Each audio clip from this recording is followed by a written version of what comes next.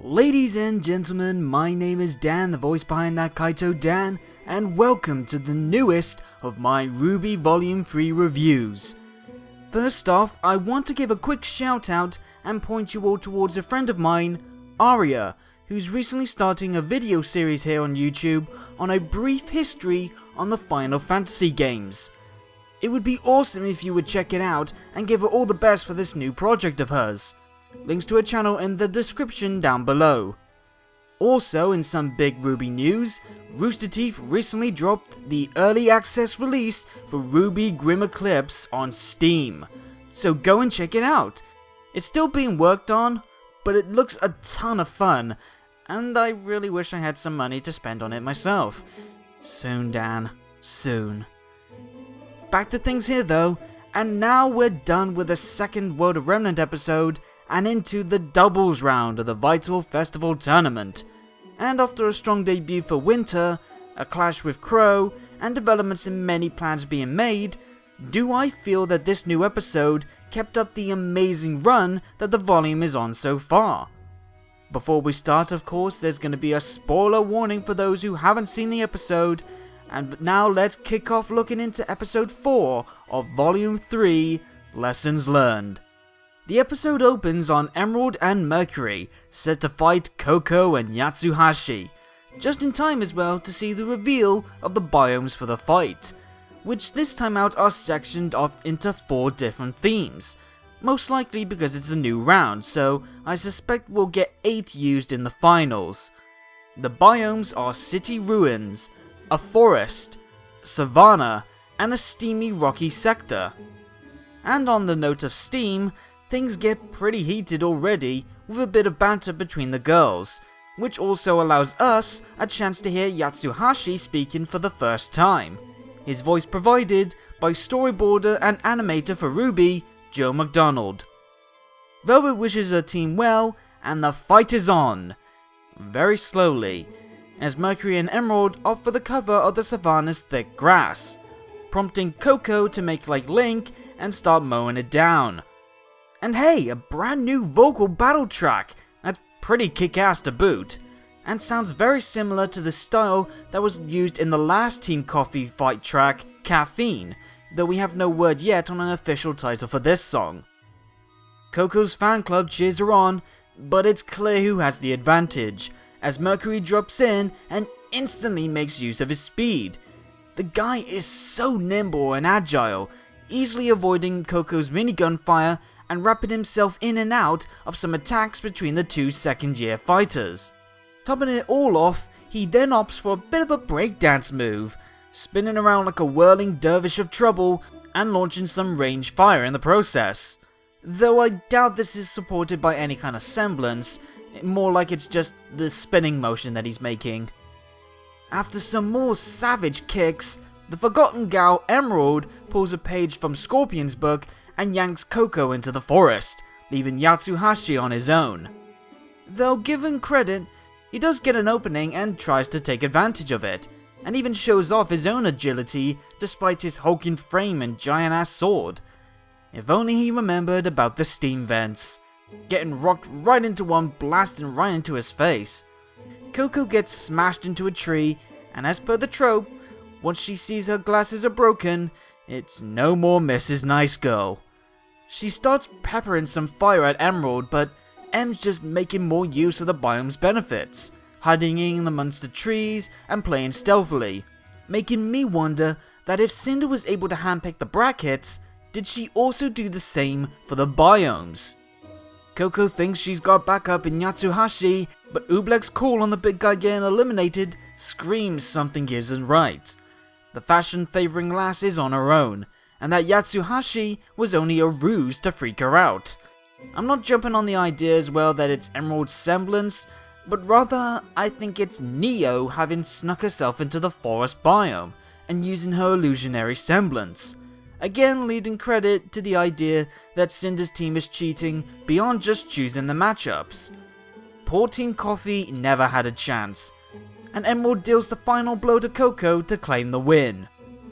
This was an all-out curb stomp from 2 deadly fighters against 2 very capable second-year students. regardless of the cheating elements. Velvet's heartbroken and worried up in the stands, though still silent and still assumed blind based on his mannerisms. Fox helps her nerves calm down a bit, as we see Cinder walk on off, most likely to discuss things with her team. After that fight, I think we need something a bit more peaceful, so how about this beautiful setting? It's where we see Weiss and Winter are already in some deep discussions, the bigger Ice Queen dropping the bomb on her sister that she's already having to leave, only being around to help the transport of new units following the previous thefts. So the Atlas forces are fully aware that some of their mechs have gotten stolen. I wonder if Ironwood's told the Council or Ozpin about this. I doubt it if he wants to keep that support from the Council. Anyway, while sad to be leaving, Winter does give Weiss some welcome praise for the growth that she's had since coming to Beacon, even mentioning her own amusement in her father's reaction to Weiss opting for Beacon over Atlas. Well, Winter, that's kinda surprising to hear from you. It seems that Winter is not on Papa Schnee's side. What's also surprising is when asking about Weiss's improvements, she brings up the topic of summoning. Seems that the Schnee family not only have a rare case of a hereditary semblance, but it's the ability to summon entities to your will, though Weiss mentions she's unable to do that as of yet. Thankfully, Winter does provide an example case while explaining some semblances can grow with use, and in time her training will lead for Weiss to make a summon, like what Winter does by summoning a glyph without a weapon, and with it calls upon her own Beowulf Grimm, now in minty fresh colours. So semblances can grow with use and experience, and Weiss may someday be able to summon beasts of her own? Kinda me already hyped for when such a thing happens.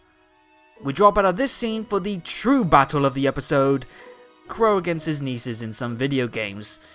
I'm kidding, of course, and the Dusty Huntsman kicks the two's butts, who like to tease him by calling him old. Still, there is purpose to the scene beyond just having some more moments of the fun relationship between these three. Seems Crow is telling the girls about a mission he's on, though it's hard to tell if it's the true mission that he's on or if it's just a fake one that he conjures up. It's also done in that familiar chalk style that was used in Yang's flashback in the last volume, just with a bit more extra detail and colours. Supposedly in some swamps to the west of Mistral, on the hunt for some information, he found himself in an inn, full of scum and villainy, and even some not so friendly huntsmen on some less than good-natured jobs. Poor Crow though is already defeated upon his arrival, by the bar girl's short skirt. Must resist tiny miniskirts reference! Ah, damn it. Yeah, it's kind of hard to take anything from that seriously, since it's Crow being his usual teasing self. It could be he was in the West gathering intel for sure, but it could still be just a cover-up story to try and hide his true mission around his nieces. A mission that apparently his brother-in-law and former teammate Tai Yang told the two he would be gone for a while doing. Is Tai Yang helping out Crow on his mission, or at least trying to keep it out of his niece's minds? Crow does drop some serious talk though on RWBY and Yang, when talking about the after effects of Roman Torture getting arrested and the failed Grimm invasion. He's making it clear how near impossible it is for them and their friends to stop all crime in the kingdom, especially so quickly. But it appears there has been a bit of a sudden drop to crimes in the area. There's been no White Fang, no thefts, nothing. We know Adam's now on hand working as a sort of mediator between the White Fang and Cinder's group, so my guess is that they've been made to keep low, create a false sense of security to make it all seem that Roman Torchwick is the major player in all of it, while waiting for the right moment to strike and catch everyone off guard, with the real leader in charge. Crow also shares one other thing, a picture he carries of his former team, now revealed to be known as Team Stark. So, of course, the interesting case here is regards to Yang's reaction to the picture, because even with Crow's thumb drifting over her face at one point, she's staring down the ever-mysterious Raven Branwen.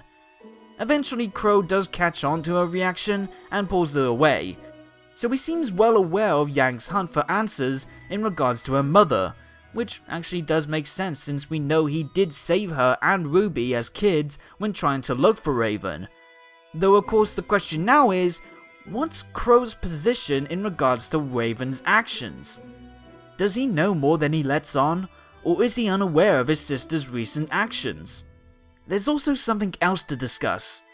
Other than getting another look at young Tai Yang, and with the team name hinting that Summer was the leader of the group, note the ring around the said hooded huntress.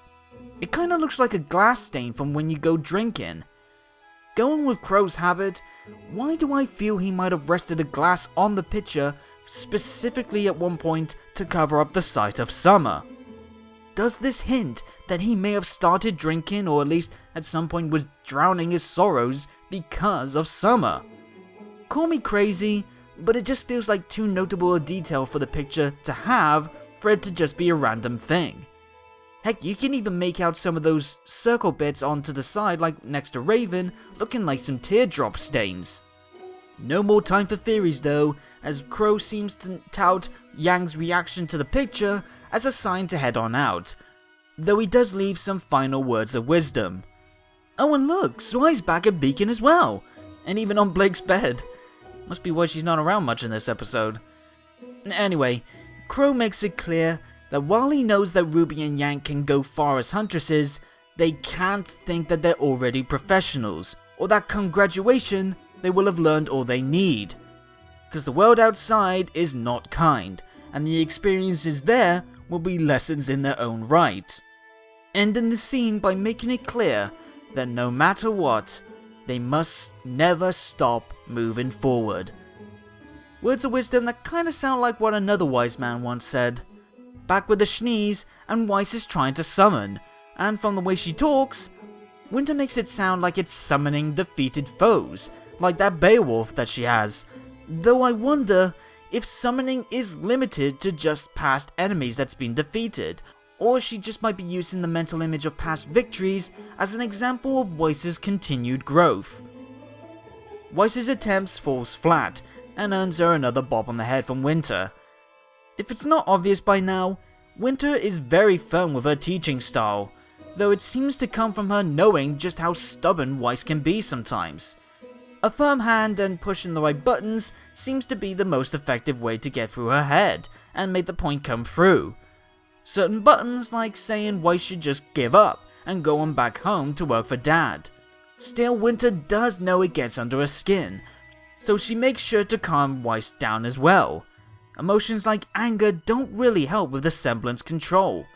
Winter is also aware that Weiss has been cut off from her funds, a move that apparently is very familiar to Winter as well, since she had a very similar situation when she went to join the military. So with this, is their dad adamant to have his daughters working in the family business only? There has to be some reason, especially since he gave Winter the same reaction that Weiss is getting, and yet she's still working in and for Atlas. Also, if he argued with Winter at one point, is that why Weiss is referred to as the heiress? Maybe their argument led to Papa Schnee aiming to mold Weiss into the heiress he wanted, which of course would lead to Weiss taking her own path just like her big sister did. That would explain why Weiss idolizes Winter so much. It's clear that Winter's path has shaped a lot of Weiss's, and now Big Sis gives her the highlights to the two options in front of her. Either call Dad, try to explain her reasons again and ask for the money to return, or continue the path that she's on, explore more of the world, and in the process, explore more of herself. Use the experiences to shape the kind of person that she wants to be.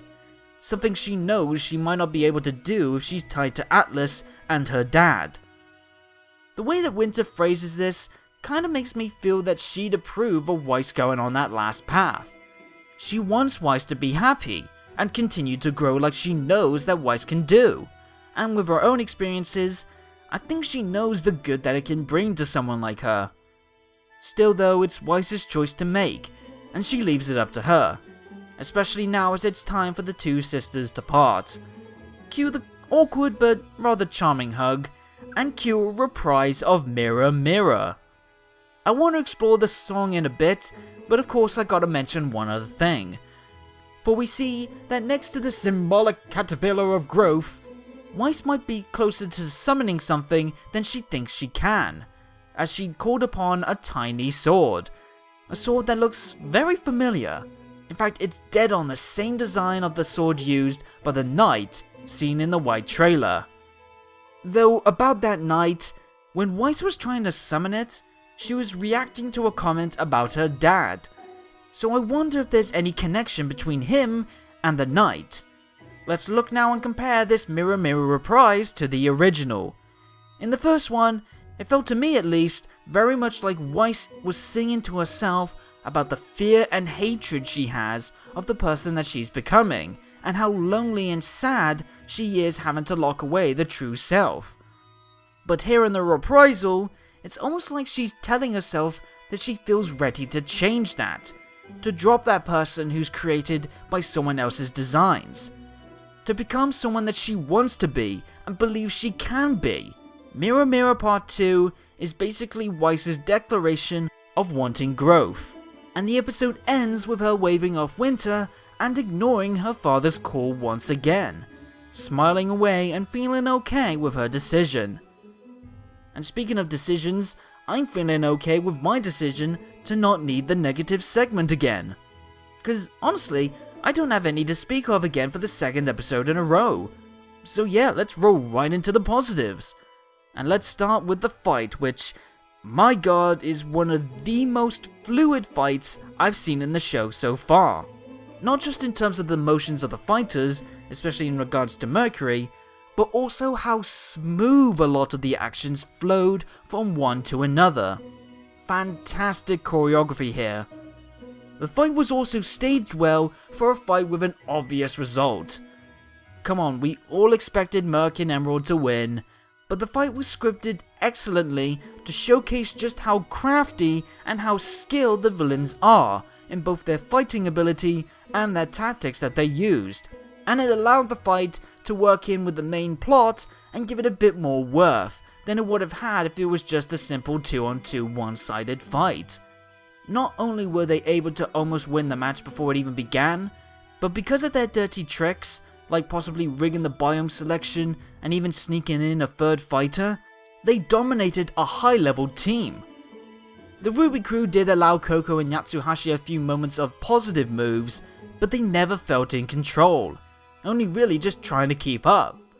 So while I admittedly would have liked to see more of Coco and Yatsuhashi fight, I got enough from the match that was over the moment their faces popped up on Cinder's scroll. Also, nice to finally see more of the villain's plot starting to mesh in more with the tournament setting. It's already instantly making every fight now a bit more tense, because I'll be wondering what's gonna happen next. Of course, we got to see also more on the relationships between the Schnees and Crow with his two nieces. RWBY and Yang's uncle is once again showing off his very cheeky, very laid back kind of persona, and yet he also treats his girls with respect, not doubting their skills at all, and used his own experiences to help prepare them for what may lie ahead. It's a good mix of the uncle and the teacher. The same praise can be said for Winter in regards to Weiss. She's fantastic here as both the teacher and the sister. The concern, comfort, and support is there in bucket loads, but with it, bits of heavy seriousness common to a soldier. This episode really helped explore this rather odd relationship between the two sisters, and it's great to truly see why Weiss idolizes Winter so much. Plus, we saw once more that past experiences and her occupation aside, Winter is still able to let her hair down and be soft, supportive, caring, and understanding. Winter easily has become one of my favorite characters so far in the volume because of moments like this. The episode also had the perfect balance of drama, information, and action, with a nice sprinkle of comedy here or there, and is probably one of the better episodes of the volume because of it, even one of the better ones in the series. Plus, I gotta praise the designs in the area where the Schnees were, and also the boost in quality for the chalk style used in Crow's flashback. Also, damn it, 4 episodes in and I'm already craving the soundtrack. I really want it to be out so badly, and the 2 new songs cannot be released in full soon enough for me. I love the style used for both, and the pacing as well, not to mention the message that's embedded in Mirror Mirror Part 2. For the voice acting praise of the episode, we're gonna have the first instance of a person in the volume doing the double, as I'm giving my praise to Elizabeth Maxwell as Winter, who gave great life into this rather unique sister bond between Winter and Weiss, and Elizabeth performed both the soft and harsh sides of Winter amazingly for only her 2nd episode in the show. And that's everything. Again, another fantastic episode, now rivaling episode 3 as my favourite in the volume so far. Great exploration of the relationships, topped with a smooth and yet tense fight. It's gonna be interesting what's next, considering we're gonna have Winter leaving now, though I doubt it's gonna be for the entire volume, and with Crow sticking around for just a bit longer perhaps. We still got a lot of episodes to go in the volume, but it could be time to look into stuff like Raven Brownwyn, or more on Blake before we see Adam again, or even some stuff with Team Juniper or even Team Sun. It's gonna be interesting what goes on there, and if they can maintain this excellent run that the volume is on. But do you agree with that praise? Was episode 4 a top episode, or was it a bad one in your eyes? Were you satisfied with the opening fight, or would you have liked more from Team Coffee? And how do you feel about the bonding scenes? Let me know down below in the comments. Remember, this is all my opinion, so I'd love to see yours. And be sure to check me out on my Twitter at ThatKaitoDan for some RWBY stuff, project updates, and other nonsense from me. And again, don't forget to check out my friend Arya's brief history of the Final Fantasy series, with both the links to my Twitter and that channel in the description down below. Until next time though, have a good day or good night, and peace out.